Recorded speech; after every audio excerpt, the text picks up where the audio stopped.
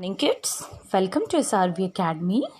Subject Science class 7th chapter 1st, and this is the part 2nd. Part 1 I have already explained my earlier video. Here I am going to explain the part 2nd. In my part 1 I have already told you that what do you understand by the nutrients. I have already told you how the plants make their food, and we are studying about the photosynthesis process. So on that process I have already explained you that plants gain minerals, waters from the soil through the root के द्वारा क्या करते हैं पौधे, जो water होता है, carbohydrate होते हैं, मिनरल्स होते हैं, इनको गेन करते हैं and they gain carbon dioxides from the atmosphere by the stomata. और जो कार्बन डाइऑक्साइड्स होती है वो कैसे गेन करते हैं? स्टोमेटा के थ्रू. और जो ये स्टोमेटा होते हैं वो लीव्स पर प्रेजेंट होते हैं, ठीक है ना. लीव्स के ऊपर स्मॉल टाइनी पोर्स होते हैं जिनको स्टोमेटा कहते हैं, और ये गार्ड सेल्स के द्वारा सराउंडेड रहते हैं. In last video I have already explain you that what do you understand by the guard cell. मैंने आपको बताया था कि सेल जैसे बिल्डिंग ब्रिक्स से मिलकर बनी होती है, इसी तरह से हमारी बॉडी भी सेल से मिलकर बनी होती है. जो सेल होते हैं उनके सराउंडिंग में एक मेम्ब्रेन होती है जिसको हम सेल मेम्ब्रेन कहते हैं. इसके मिडिल में एक स्फेरिकल शेप का न्यूक्लियस प्रेजेंट होता है, और न्यूक्लियस के चारों तरफ उसके सराउंडिंग्स में साइटोप्लाज्म नाम का एक जेली लाइक सब्सटेंसेस प्रेजेंट रहता है, ठीक है. So that I have already explain you in my earlier video. Now the next point, वो जो wants to know how water and minerals absorbed by the root reach the leaves. ठीक है. अब इसमें वोजो क्या जानना चाहता है? वोजो wants to know how water and minerals absorbed by the roots reach the leaves. अब ये जो मिनरल और वाटर होते हैं वो कैसे रूट एब्जॉर्ब करके लीव्स तक पहुंचाती है, ठीक है. Water and minerals are transported to the leaves by the vessels. Water and minerals are transported to the leaves by the vessels which run like pipes throughout the root. तो जो ये water और minerals होते हैं वो कैसे पहुंचते हैं रूट के द्वारा लीव्स में? कुछ वेसल्स स्ट्रक्चर्स होते हैं, वेसल्स प्रेजेंट होती हैं. और वेसल्स क्या होता है? एक्चुअली वेसल्स ऐसे पाइप लाइक स्ट्रक्चर्स होते हैं. क्या होते हैं? पाइप लाइक स्ट्रक्चर्स होते हैं. मीन्स ये पौधा हुआ हमारा, उसमें ये रूट्स प्रेजेंट हैं, ठीक है. और थ्रू द रूट्स यहाँ पर जो वाटर मिनरल्स ये जो प्रेजेंट है ना, ये रूट्स क्या करेगी? ये बेसल्स रूट से एब्जॉर्ब करके, पाइप लाइक स्ट्रक्चर्स होते हैं ऐसे, पाइप लाइक स्ट्रक्चर से रूट से एब्जॉर्ब करके वाटर और मिनरल्स को जो हमारा ट्री होगी उसकी लीव्स तक पहुंचाते हैं, ठीक है. So here I just want to say you what is the part that takes the water and minerals to the leaves. That part is vessels, ठीक है. कौन सा पार्ट होता है? water and minerals are transported to the leaves by the vessels which run like pipes throughout the roots.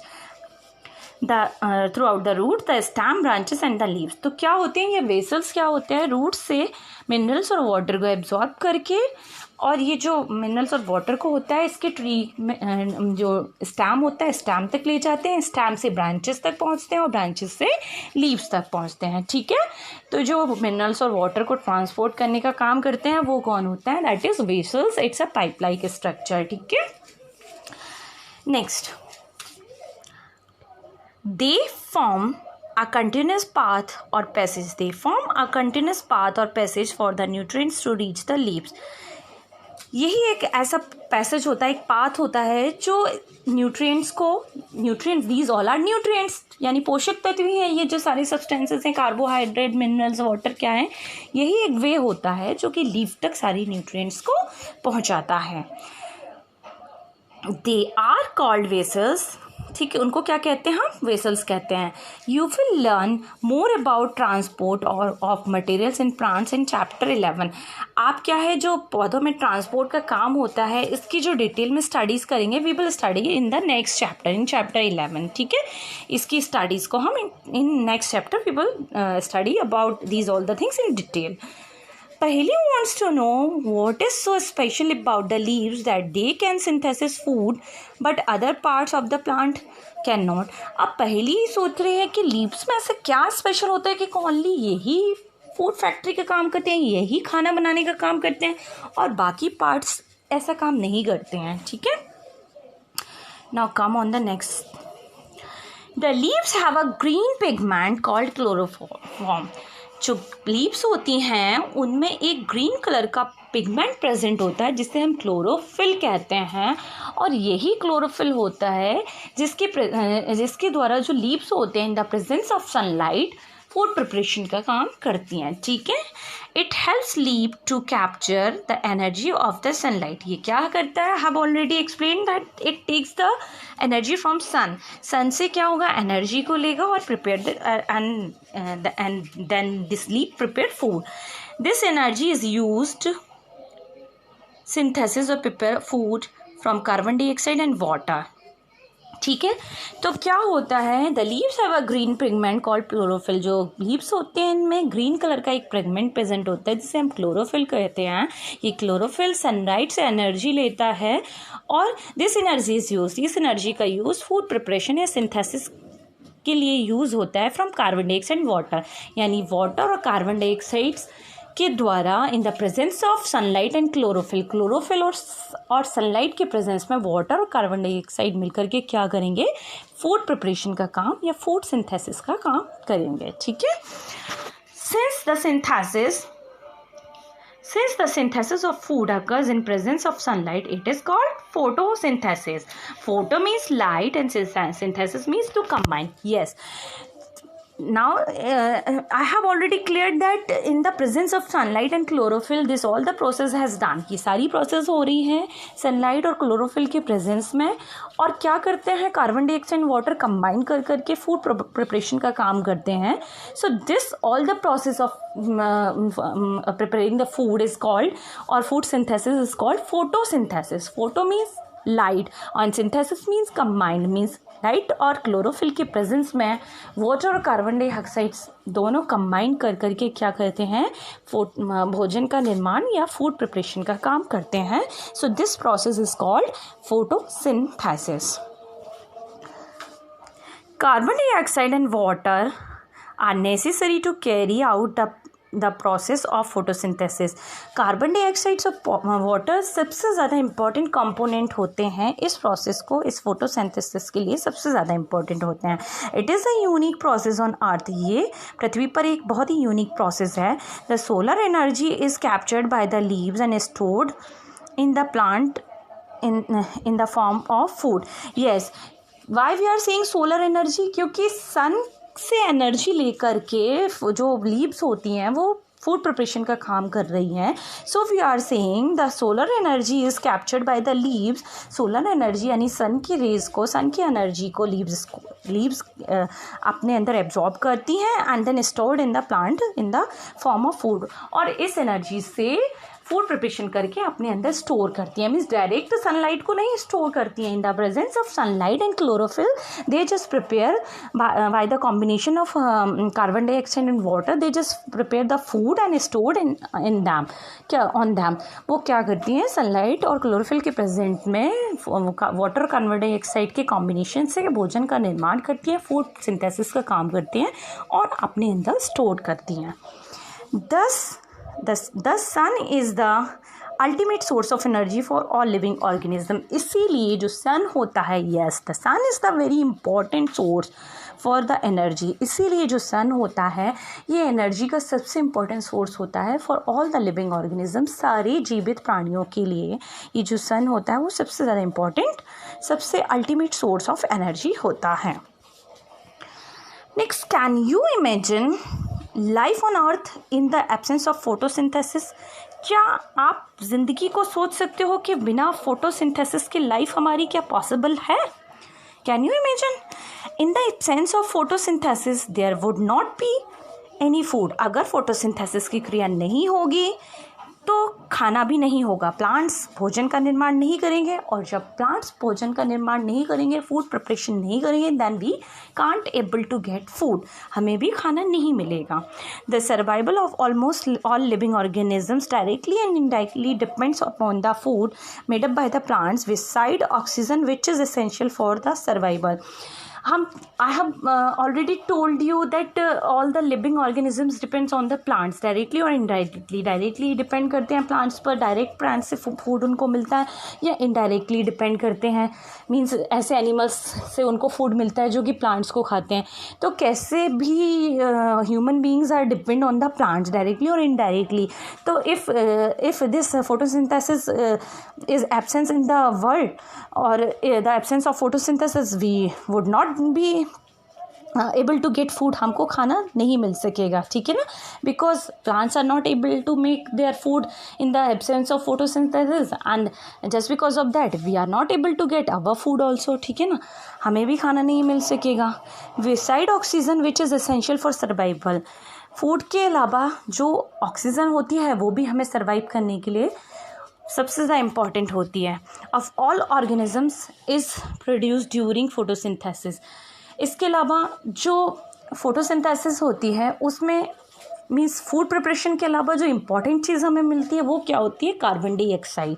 Carbon dioxide is the another thing what we get in photosynthesis process, means when carbon dioxide and water react in the presence of chlorophyll and sunlight, then we get oxygen and carbohydrates। यानी carbohydrates के form में ही जो पौधे होते हैं वो अपने अंदर कार्बोहाइड्रेट्स के फॉर्म में ही भोजन को स्टोर करके रखते हैं। मीन्स कोई फूड उनके अंदर कोई डायरेक्टली स्टोर नहीं होता, एक्चुअली कार्बोहाइड्रेट के फॉर्म में ही वो फूड का स्टोर करते हैं अपने अंदर। तो after this photosynthesis process, we just get carbohydrate and oxygen. So carbohydrates are a very important thing for the human being, means plant preparing their food in the form of carbohydrate, वो carbohydrate के form में अपना food बना रहे हैं, और that and directly we or indirectly we are getting that food from the plants, और plant से हम अपना खाना किसी न किसी रूप में ले रहे हैं। और प्लस दूसरी जो एसेंशियल चीज़ हमें इस फोटोसिंथेसिस में मिलती है वो क्या होती है, ऑक्सीजन, जो कि सारे लिविंग ऑर्गेनिजम्स के लिए बहुत ज़रूरी होती है। In the absence of photosynthesis life would be impossible. Yes, this is the important point. In the absence of the photosynthesis life would be impossible on earth. अगर फोटोसिंथेसिस प्रोसेस नहीं होगा तो plants will not able to make their food, खाना नहीं बना सकेंगे, and oxygen will not prepare, oxygen नहीं बन सकेगी, and life is not possible, it is impossible on the earth. During photosynthesis, chlorophyll containing cells of leaves in the presence of sunlight use carbon. Now here is the mechanisms of the photosynthesis. Actually I have everything already explained you, but here they are showing the mechanisms that carbon dioxide plus water, yani carbon dioxide means CO2 plus water means H2O, when they react in the presence of sunlight, clear, and chlorophyll, so they just get carbohydrate। इससे हमको क्या मिलेगा, carbohydrate plus oxygen means O2। क्या है, this is the mechanisms of photosynthesis. CO2 react with the water H2O in the presence of sunlight and chlorophyll, and then we get carbohydrate and oxygen, okay। During the process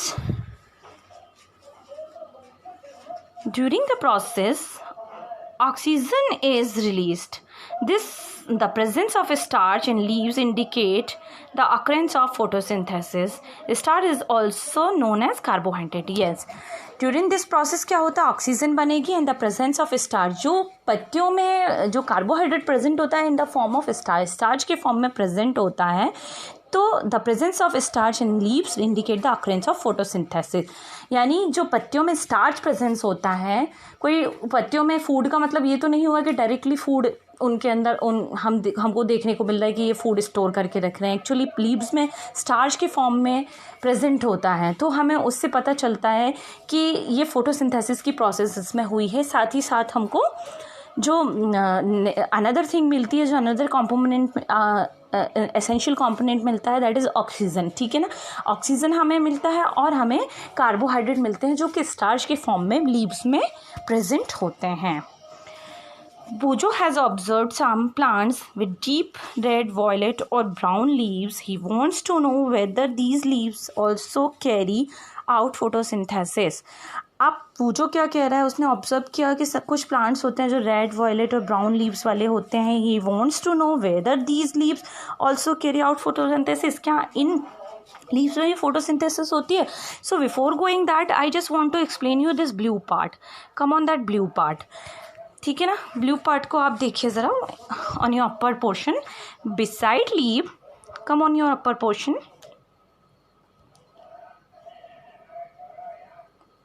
Here, beside leaves, photosynthesis also takes place in other green plants of plant. Beside leaves, leaves के अलावा photosynthesis also takes place in other green plants of the plant. Leaves के अलावा photosynthesis की क्रिया plants के कुछ other parts में भी होती है। अभी तक जैसे हमने बोला कि प्लांट्स के किस पार्ट में फूड फैक्ट्री का काम होता है, तो हमने बोला that part is the leave है जो कि फूड फैक्ट्री का काम करता है और फोटोसिंथेसिस में की प्रोसेस में फूड फॉर्मेशन का काम करता है। पर हेयर दे आर सेइंग कि इन सम प्लांट्स बिसाइड लीव के अलावा भी अदर पार्ट्स होते हैं जो फोटोसिंथेसिस में पार्ट लेते हैं। इन green stem and green branches, green जो स्टेम होते हैं यानी हरे तने और हरी ब्रांचेस में भी फोटोसिंथेसिस होता है। The desert plant have scale और स्पाइन लाइक लीव्स। यस, अगर हम रेगिस्तान में देखेंगे, हमने रेगिस्तान में देखा होगा, तो इन डेजर्ट एक्चुअली लीव्स नहीं होती है, ऐसे स्ट्रक्चर्स होते हैं और इस तरीके के कांटे उनके ऊपर बने होते हैं, ठीक है ना, spine like leaves. To reduce loss of water, तो ये क्या करते हैं, to reduce the loss of water by transpiration. जो ये कांटेनुमा संरचना होती हैं वो पानी की कमी को मीन्स जो लीव्स होते हैं उनसे क्या है, वाटर एब्जॉर्ब किया जाता है ना फोटोसिंथेसिस के प्रोसेस में। तो जब चूँकि हमें पता है डेजर्ट में पानी की कमी होती है, तो ऐसी जगह पर जो नांगफनी कैक्टस के पौधे होते हैं उनमें लीव्स ना होकर के कुछ स्पाइन लाइक स्ट्रक्चर यानी कांटेनुमा संरचना होती हैं जो कि क्या करती हैं, इस पानी के रिडक्शन को यानी पानी को कम होने से रोकती हैं। इस प्रोसेस को हम ट्रांसपिरेशन प्रोसेस कहते हैं, जो पानी को रिड्यूस होने से रोकने का काम करते हैं। तो वो क्या करते हैं डेजर्ट में, कौन करता है, जो ये कांटेनुमा स्ट्रक्चर्स होते हैं ना, वो ये काम करते हैं।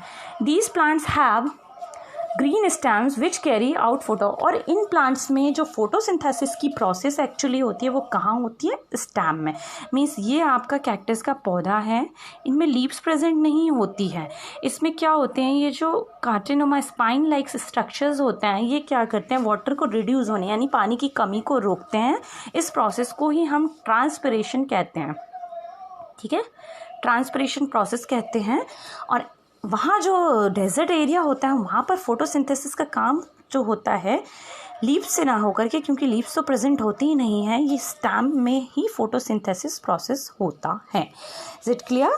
सो here I have already explain you what is the actually mechanisms of the photosynthesis. So for the today this is enough for you. You just revise these video and write important things on your notebook, and if you have any doubt, so you just ask me in doubt class. We will also manage a doubt class for you. So for the today is enough, and we will meet you in next video. For the today, thank you and have a nice day.